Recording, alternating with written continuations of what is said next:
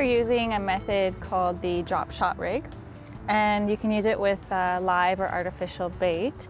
So I was just wondering, Paul, if you could maybe show our viewers how to throw that together. Okay, sure. So this technique is called the drop shot. What I have here, just a small size 4, size 6, size 2 hook. The key is to make sure that you match the hook size based on the either live bait or artificial lure that you're using for your presentation. You simply tie a polymer knot, pass the line through the eye, the same side that the hook is on.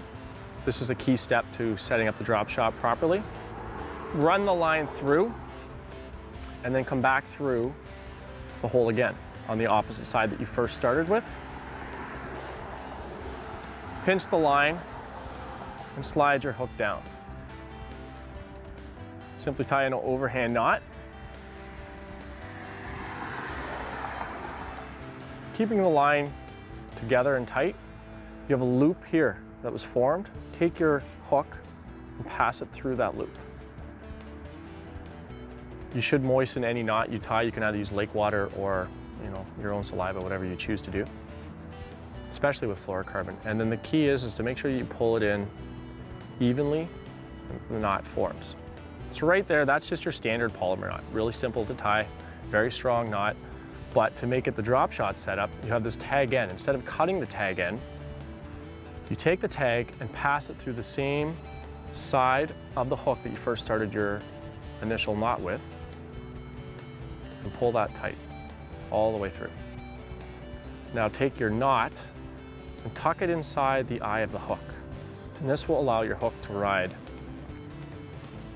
out from your line. Now, the depth depends. You should always experiment. Sometimes you run a few inches, other times you want to run up to 2-3 feet off the bottom. That can be determined by you and the fish. So there you have it. Basic drop shot setup.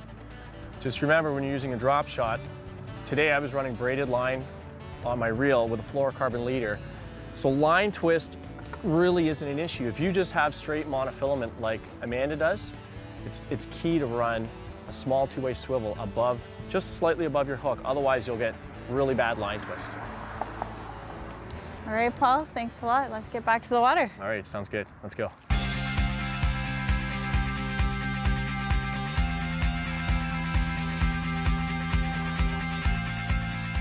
Stay on it. I am. Oh my goodness, look at the size of that bass. Yeah. Oh, that is awesome. Perfect. Oh yeah, I think the drag's right. Fish, I'm gonna get the net. I'll be back. Okay. I'll be back. Come on, Paul. Let him run, Amanda, let him run. That's perfect. The best thing you can do is just take your time and let the fish kind of tire out. You always want to keep your rod up just a bit. Yeah. Don't point straight at the fish. That way your rod does the work. Look at the drag go. Okay, and when he stops pulling, start to work him. Just tone it down just a notch, you know what I mean? Am I getting a little excited? Keep your rod tip up a bit, don't go straight. Always keep flexing your rod. So what's the deal? What aggressive bite? That's the thing, these guys are just Guys, I'm telling you, she's hot. On... She's making me look silly here. This is great. It's but a Fisher Girl rod, I think, eh? A real light bite? Really light. Yeah? Yeah.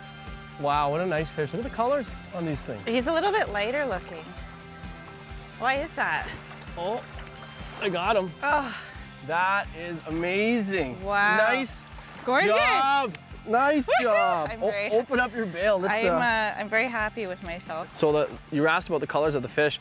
Smallmouth will change their colors based on the environment they're in. So if they're on, for example, a dark bottom, rocky area, they'll a lot of times have these black markings on them. If you find them on sand, yeah, a lot of times they're just pure